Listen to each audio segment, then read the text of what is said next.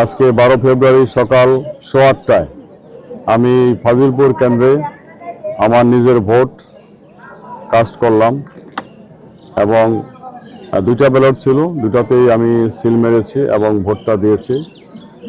এখানে সার্বিক পরিস্থিতি অত্যন্ত সুন্দর, অত্যন্ত ভালো। সকাল সকাল এখন মাত্র 8:30 বাজে, বাট আপনারা দেখতে পাচ্ছেন যে কি পরিমাণের ভোটার উপস্থিতি এখানে আছে। আমার মনে হয় যে এই কেন্দ্রে সুষ্ঠু সুন্দরভাবে ভোট হবে।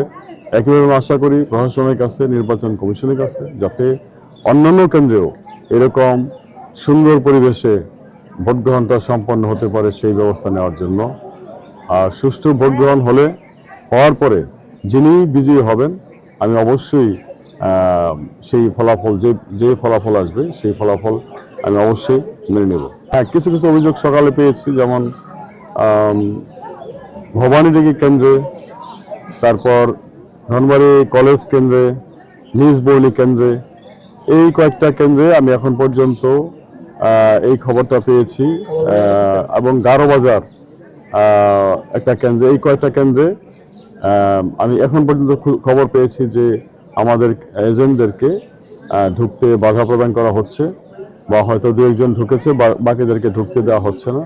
আমি প্রশাসনকে জানিয়েছি বিষয়গুলো, আশা করি তারা একটা ব্যবস্থা নেবেন। তাই আমি আশাবাদী, কারণ মানুষ ভোট দিবে। আমাদের এজেন্ট যদি দু একজন নাও থাকে, মানুষ ভোট দিবে, এবং মানুষ ভোট দিলে এই মানুষের ইচ্ছার প্রতিফলন অবশ্যই ঘটবে। এটা কেউ দমায় রাখতে পারবে না ইনশাল্লাহ।